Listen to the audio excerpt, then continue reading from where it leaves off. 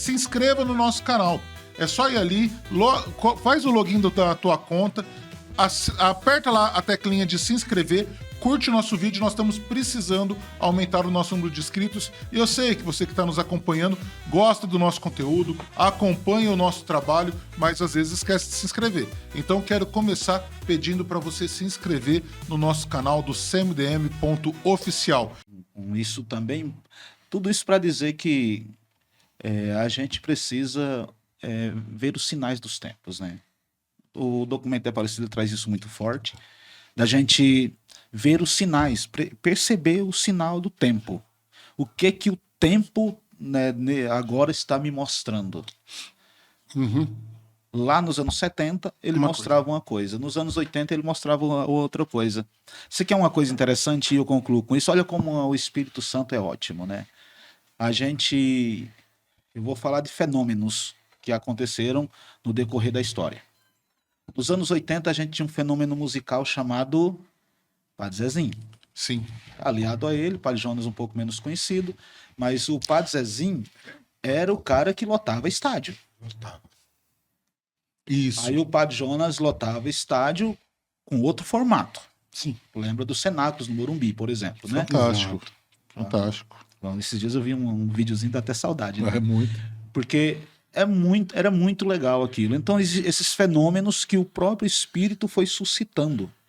Aí, nos anos 90, o Padre Zezinho já não tinha mais a mesma força, mesmo que as músicas deles estejam vivas até hoje, né? Sim, maravilhosa.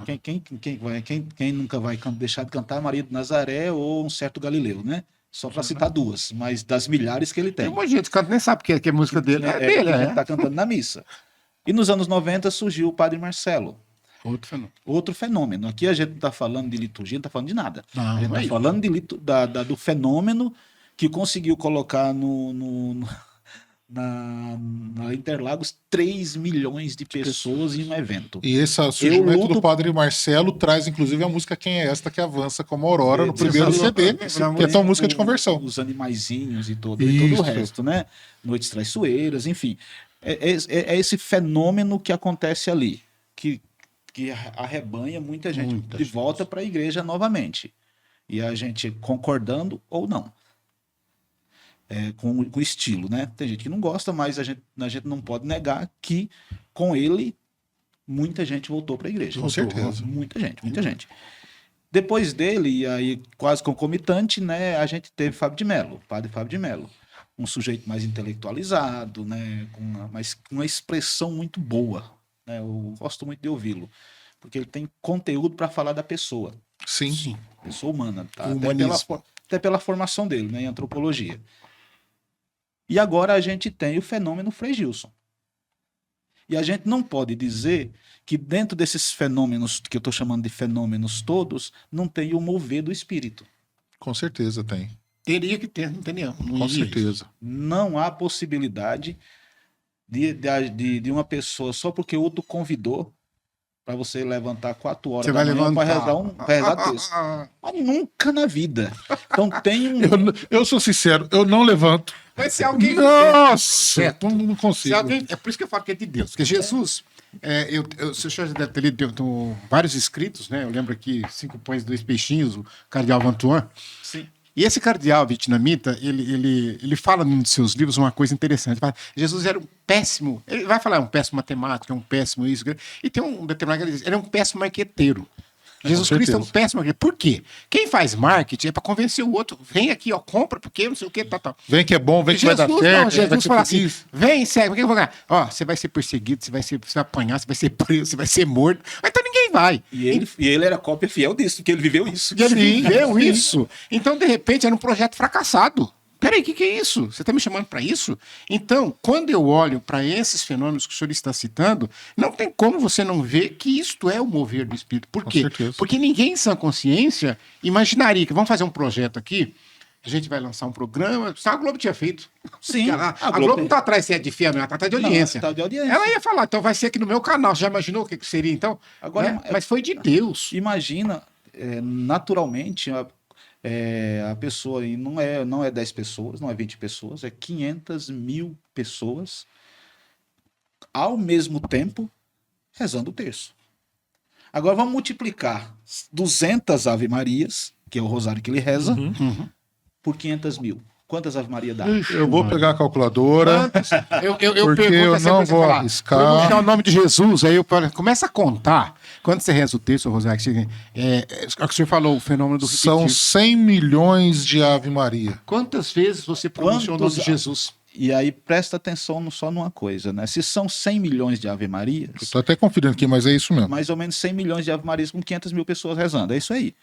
É isso aqui, não Sim, é? É tanto zero, a gente não está acostumado. É 100 milhões. Sem contar os Pai Nossos.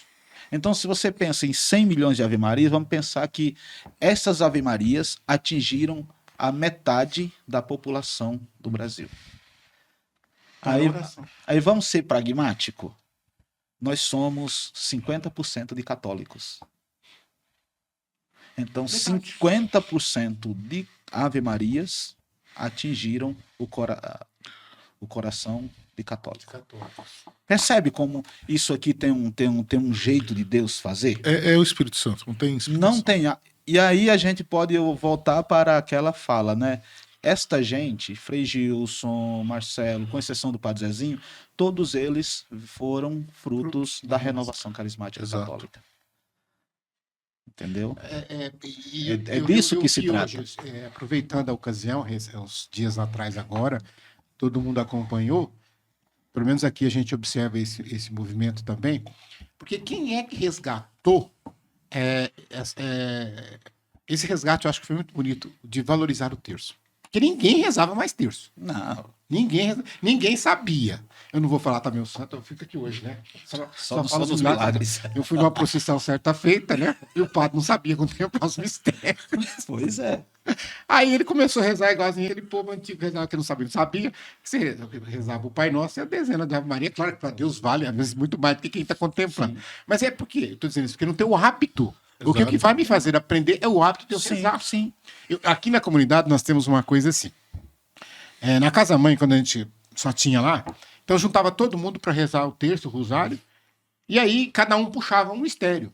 E depois do Glória, então, aí geralmente reza aquela jaculatória de Fátima, e aí depois você fala um santo lá, Nossa Senhora Aparecida, São Benedito e rogai por nós. E aí, o que aconteceu? Começou a acontecer de ter aqueles que queriam falar tudo quanto é santo. Queria fazer uma ladainha. Uma ladainha no mistério, exato. Aí eu não pode. Eu botei uma norma. Olha só, botando norma, hein? Eu botei uma norma, falei assim, a partir de agora é o seguinte, gente. Vai rezar o texto, tem 5 mistérios. Cada mistério você vai falar, e olha, não vai falar, não. Ó Maria concebida sem pecado. Porque a Imaculada Conceição é um dogma mariano. Então, a Maria concebida sem pecado. Pronto, só isso. Não fica falando Nossa Senhora de Fátima, Nossa Senhora Aparecida, Nossa Senhora de Lourdes, Nossa Senhora... Não. A Maria concebida sem pecado. Os 5 mistérios.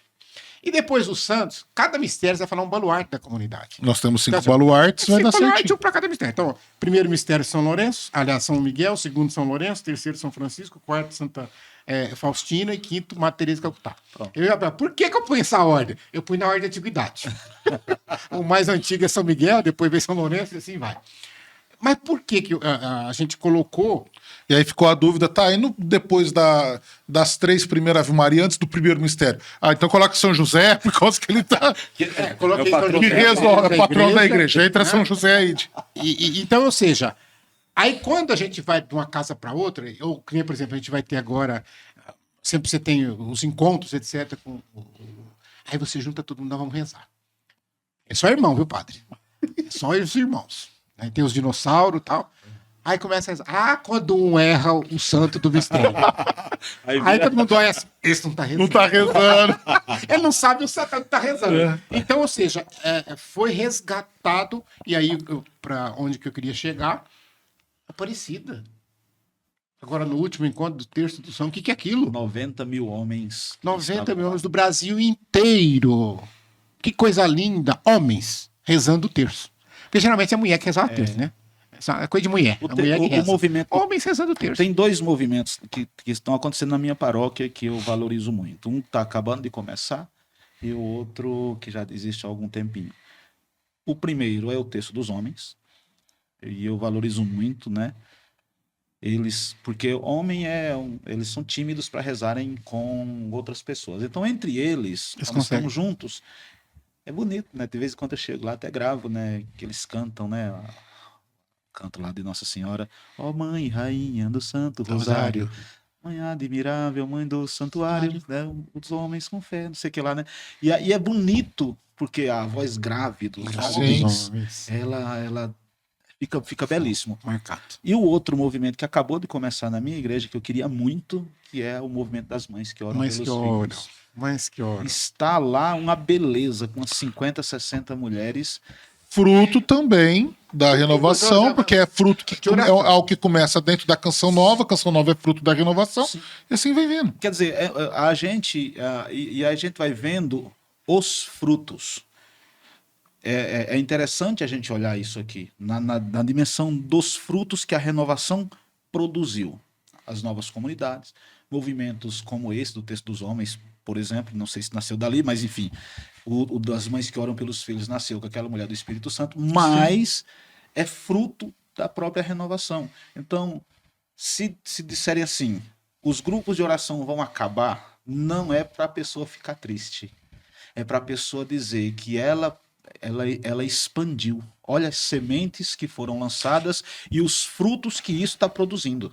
E que hoje não são ligados, né? O Texto dos Homens não tem nada a ver com o grupo de oração. As mães que oram não estão subordinadas à renovação. Não. Mas quer dizer, fizeram para a igreja. É para a igreja. As novas comunidades não estão subordinadas. É para a igreja. Dá um testemunho aqui de Batatais. É muito presente com o irmão Francisco aqui. Mas quando a gente olha em Batatais, lá na década de 90, o ano 2000, o grupo de oração, assim, que era, vou colocar, forte questão de participação de pessoas, né? Que era o grupo de oração Auxilium Christianorum. Regina Maura. Dona Regina Maura. Agora você vai falar latim. Que era, Auxílio Christianorum. Que era o grupo de oração lá da Nossa Senhora Auxiliadora. E aí, durante muito tempo, chegou a um ponto onde esse grupo ele se encerrou, né? E eu lembro, porque eu estava ali no começo da caminhada, eu mesmo fui um dos que injustamente condenei. Falei, onde já se viu? Termina isso, né? Acabar, não devia ter acabado. Mas aí a gente começa a ver os frutos. Ali daquele grupo de oração nasce a Comarev. Sim. Né? Tanto é que a Comarev é a Comunidade Maria Auxiliadora Recuperando Vidas. Sim. Tá? Dentro daquele grupo de oração nasce a Comunidade Missionária Divina Misericórdia. Sim. Dali daquele grupo de oração nasce o grupo de oração para jovens, semeando sementes de vida nova, que depois também se encerra, mas que deixa frutos que os membros daquele grupo vêm começar o grupo de jovens Farol aqui na Santa Luzia, que os membros daquele grupo vai dar força e vai dar continuidade no grupo Filhos do Imaculado Coração, e fora aquilo que a gente vê, né, na sociedade enquanto toda, aqueles jovens hoje pais de família, né, e tantas coisas. Então isso é muito bonito, muito bonito de se ver. Exato, porque não adianta nada a gente ter uma igreja lotada sem corações convertidos. Precisa converter coração. Então, aí a gente conclui essa parte da renovação dizendo disso, né? Eu não estou dizendo que vai acabar, não estou dizendo isso. Nem é isso que nós queremos. De jeito nenhum, que eu vou... Todos nós vamos, todos nós pregamos nos grupos. Eu vou no meu grupo de oração para rezar. Eu vou sentar no banco, porque eu vou rezar, porque eu bebo da espiritualidade. Enquanto eles rezam lá, eu sento no banco e rezo também. Praticamente toda segunda-feira. Porque é a minha espiritualidade da renovação. Então, mas eu sei que como igreja, todos os movimentos eles surgem para dar resposta à necessidade de um tempo. Ao momento. E pronto, né? E olha aí, a gente vendo os frutos.